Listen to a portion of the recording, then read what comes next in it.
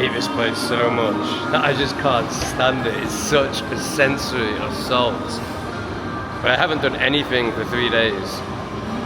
Oh my god, I'm so miserable. This is going to be such a victim meld you episode. Whoa. Yes, welcome to the day of a life. A day in the life of a suicidal expat who doesn't know what to do with himself because his homeland has been invaded. The government's tyrannical.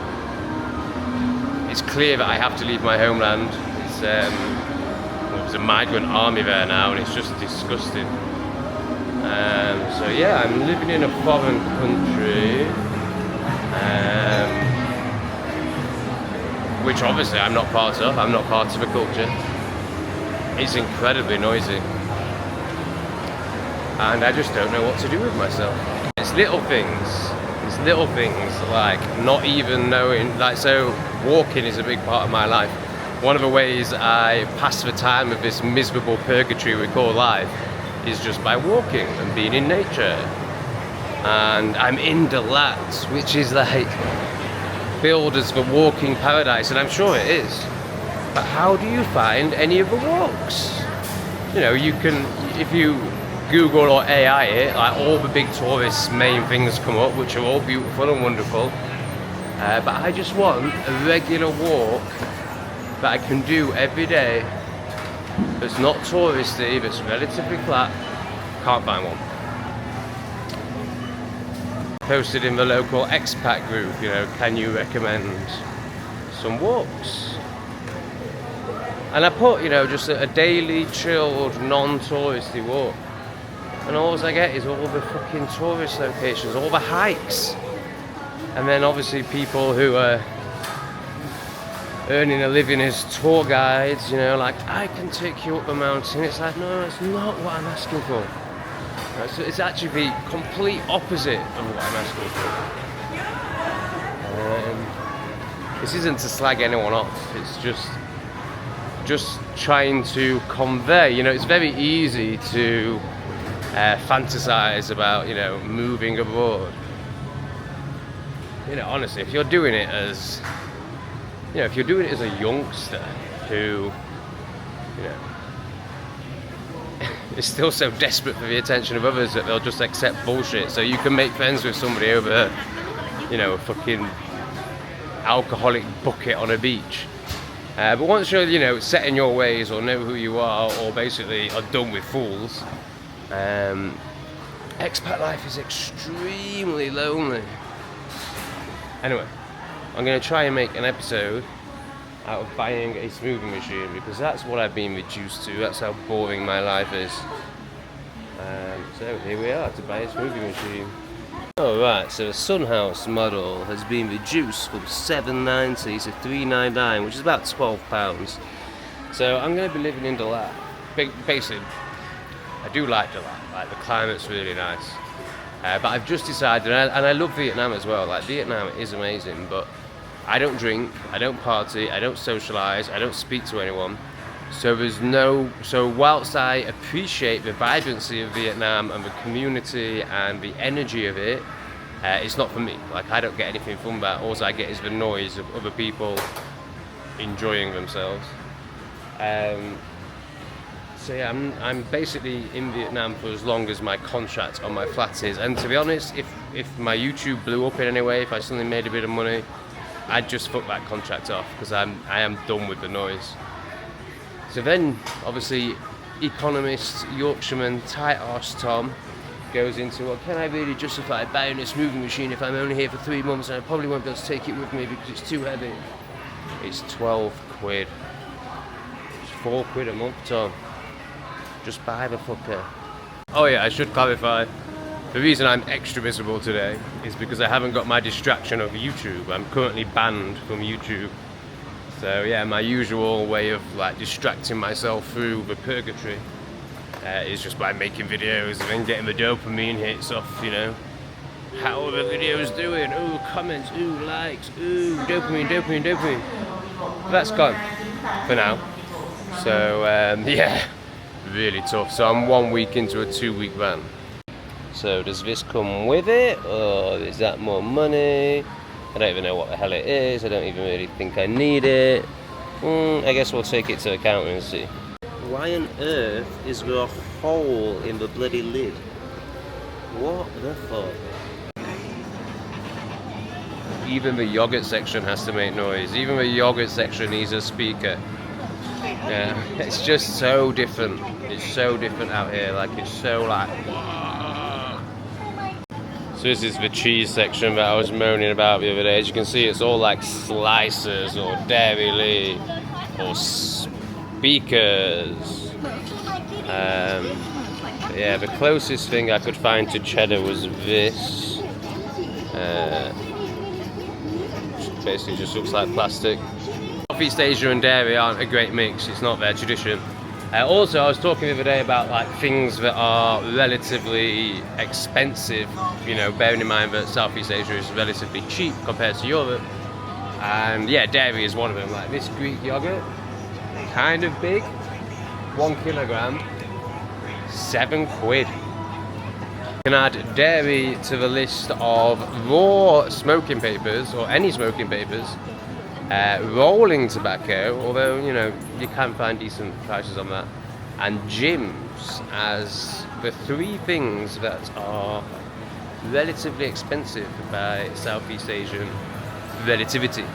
Yeah, so I've been an expat for 18 months out of the last 2 years, and I think that's basically long enough to realise that the only reason, you know, I kind of had this, I guess this hope, but this delusion that life could be better outside of your homelands. And of course it is. Like when your homelands are being infiltrated, taken over, and you're living under complete tyranny, of course living in Asia is much better. But it's never going to be as good as living in your homelands if they weren't infiltrated and under treasonous dictatorship would be. And that basically all you're ever doing is just surviving and getting through life. Like you're never going to be part of it or enjoy it. And if you think you are, then you're an NPC. You know, if you're still, you know, the only way you can really enjoy it is if you're out getting shit-faced every night and enjoying ladyboys, well, not ladyboys, but you know, whores basically. You know, if you're still of this world, then yeah, it could be really enjoyable. But when you're not of this world anymore, and yeah, basically it's all just hopeless, and I'm just waiting to die. So yeah, if it's not beeping at me because I mean, like, you'll think with your English conditioning, like, oh, Tom must have been in his way, Tom must have done something wrong. No.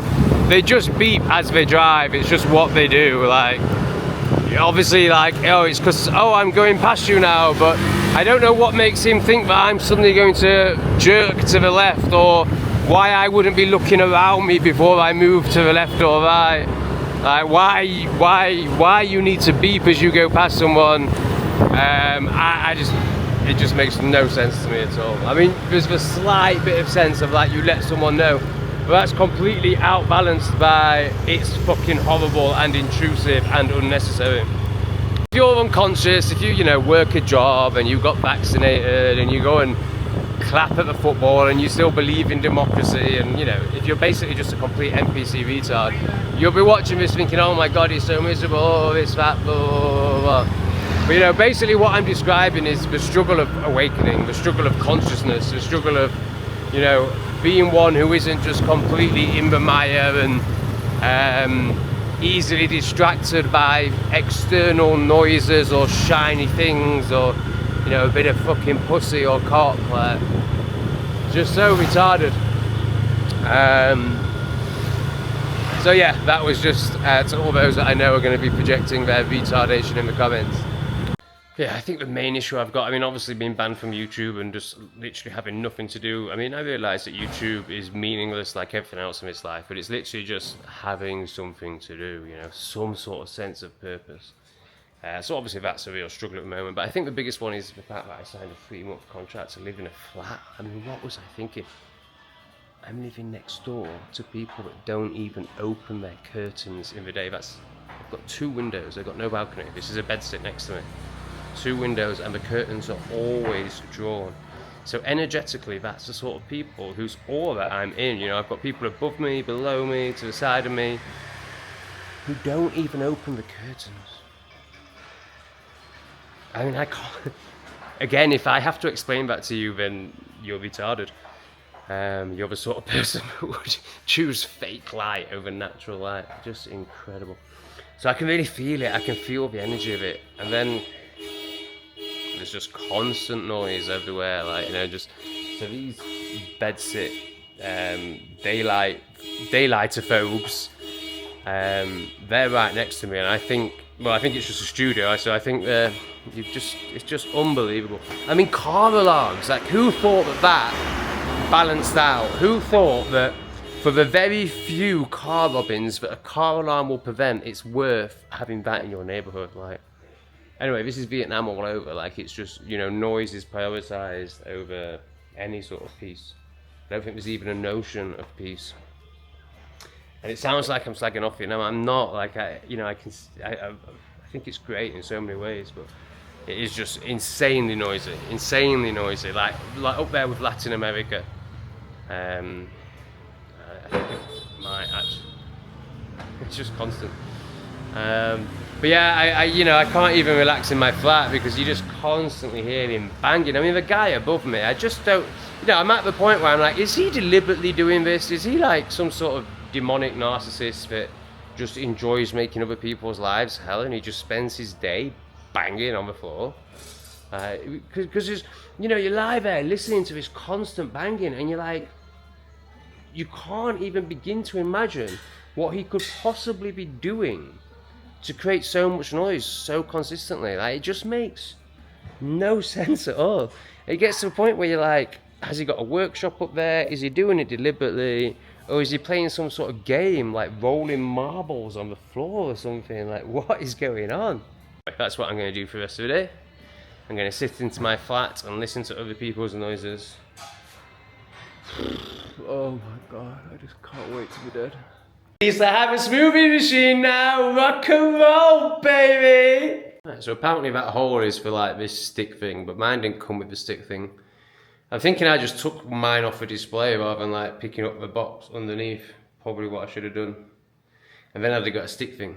Right, for the first time since I lived in Bali, get a few of these supposedly magical powders back in my life. God knows if they actually do anything, but maybe I want to off myself a bit less once I get this in the system.